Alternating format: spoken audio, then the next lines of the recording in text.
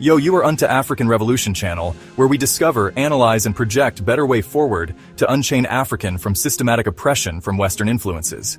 If you are interested in joining the awakening of African and revolutionary movement, consider subscribing to our channel, as this, my friend, is the undiluted channel ready and determined to land the uppercut that will set African free. It will stand up, unapologetic. Our mission objectives is to set African free from the chains of Western hypocrisy. We believed African revolution movement that will set our people free can only begin in within, not outside, and we are here to ignite that spark. With that said, let's go back into the show, shall we? The world is a stage, my friends, and we are all but players. Some play heroes, some villains, and some are caught in the shadows, their fates hanging by a thread. Captain Ibrahim Traoré, a young leader in the heart of Africa, finds himself at the center of such a drama. 16 times the wolves have circled. 16 times they've tried to snatch away his power, to extinguish the flame of change he ignited in Burkina Faso.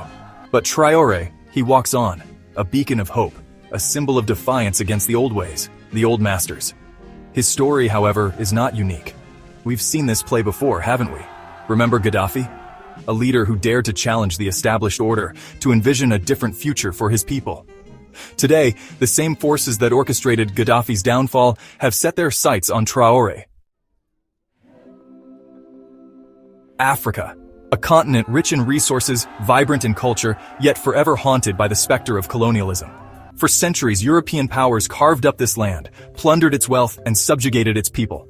They drew borders in the sand, ignited tribal conflicts, and instilled a system of dependence that lingered long after their flags came down. The chains of economic and political control remained, shackling nations like Burkina Faso to the whims of their former masters. Puppet leaders installed, economies rigged, and any voice that dares to rise against the status quo swiftly silenced. Burkina Faso, a nation yearning for true independence, now finds itself at a crossroads. Burkina Faso, a landlocked nation in the heart of the Sahel, may appear insignificant on the world map. But look closer, my friends, and you'll see its strategic importance. It's a gateway between North and Sub-Saharan Africa, a crossroads of ancient trade routes, and a vital buffer against the spread of extremism in the region. Beneath its sun-baked earth lie vast reserves of gold, manganese, and uranium treasures coveted by nations hungry for resources. Control over Burkina Faso is not just about political influence. It's about securing access to these riches, about maintaining a strategic foothold in a region of growing global importance. And then, there's the fight against terrorism, a convenient pretext for Western powers to maintain a military presence. Enter Captain Ibrahim Traoré, a young officer who rose from the ranks, a soldier who witnessed firsthand the plight of his people. In his eyes, we see a reflection of Thomas Sankara, Burkina Faso's revolutionary leader who dared to dream of a self-reliant Africa. Traoré's vision is clear: to restore Burkina Faso's sovereignty, to lift its people from poverty, and to chart a course free from foreign interference. His policies, though, strike at the heart of Western interests. Nationalization of key industries, strengthening ties with non-Western powers, and a fierce commitment to Pan-African unity. These are acts of defiance that have not gone unnoticed. He speaks of a future where Burkina Faso stands tall, not as a beggar at the table of nations, but as an equal partner, charting its own destiny. 16 times they've tried to remove Traoré from power. 16 attempts to silence his voice, to crush the hope he represents. Coup d'état, often orchestrated from the shadows, financed by unseen hands, have become a tragically familiar tactic in Africa. Why risk so much to eliminate one man? The answer, my friends, lies in the age-old adage: follow the money. Every policy Traoré enacts, every deal he rejects, every step he takes towards genuine independence, chips away at the foundations of a system designed to keep Africa impoverished and subservient. Beneath Burkina Faso's soil lies a treasure trove of riches: gold, manganese, zinc, and uranium. These are the spoils of war, the prizes that fuel the engines of global powers. For decades, multinational corporations have extracted these resources, reaping vast profits while leaving behind a legacy of environmental devastation and social unrest. Traoré's call for resource nationalism, for fair compensation and sustainable practices, is a direct threat to this exploitative system. When he demands a greater share of the profits, When he insists that Burkina Faso's resources benefit its people first and foremost, he becomes a target. The world is hungry for resources, my friends, and those who control them hold immense power. In the eyes of those who benefit from Africa's exploitation, Traoré's vision is a dangerous precedent. The world is changing. The old order, the unipolar dominance of the West, is fading. In its place, a multipolar world is emerging. A world where nations like China, Russia, and others offer alternative partnerships, free from the strings of the past.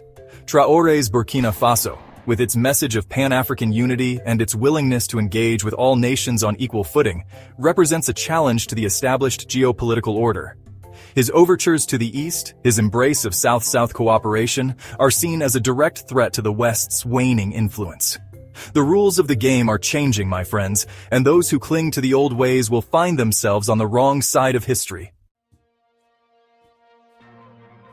Behind the scenes, hidden from the public eye, powerful corporations exert their influence, shaping policies, manipulating markets, and safeguarding their interests.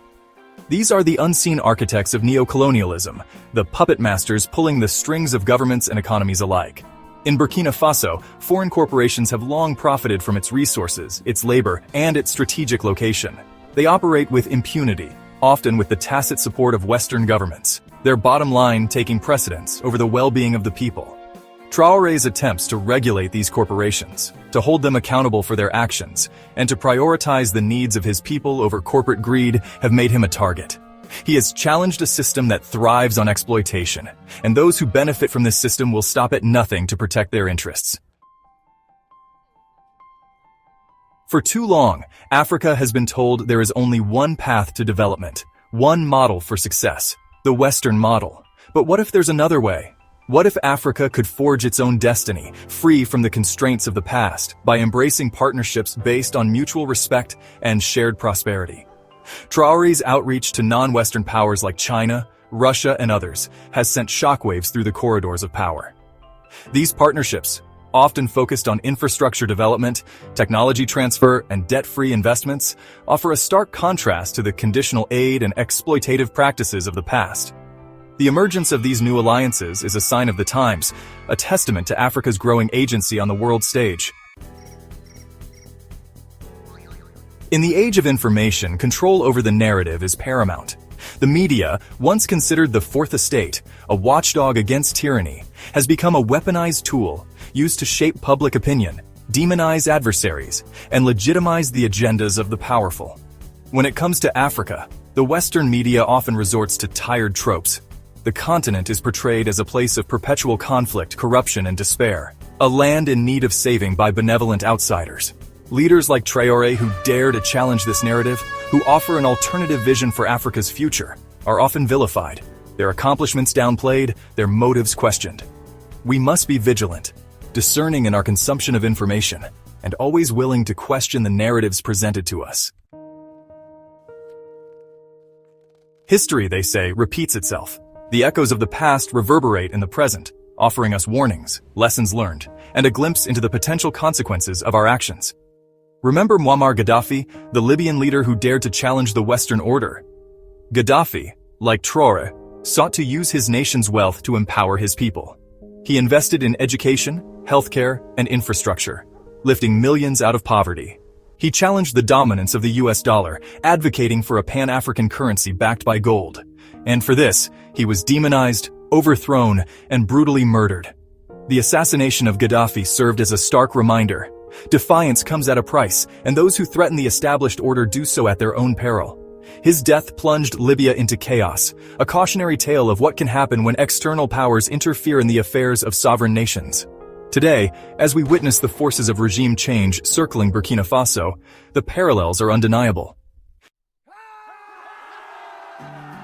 The world watches as Captain Ibrahim Traoré walks a tightrope, balancing the hopes of his people against the relentless machinations of powerful forces determined to maintain their grip on Africa. His story is a microcosm of the larger struggle for African sovereignty, a stark reminder that the fight for true independence is far from over. We must remain vigilant, my friends. Educate yourselves, question the narratives presented to you, and never underestimate the power of awareness. We have been equipped to change the narrative of our own story by our own self. Let's make every bit of it count. If there is something in us they see we don't, is that the realities of humanity is more with us than it is with them. The fate of Burkina Faso, and indeed the future of Africa, rests not only on the shoulders of leaders like Traoré, but on our collective willingness to stand up for what is right. The silent watch continues because they lacked balls, and to have that balls, African politicians must change from being politicians to leaders. The future of Africa is in our hands. If I am to lead this revolutionary movement, I will go ballistic, nuclear at hypersonic missile Mach 5 or 100, doing what it takes without compromise. However, a man and his vision is not far or different from his will. As a great journey often starts with a step, the step to this greater accomplishment has just began, and you are welcome to be part of this movement. See you in comments section.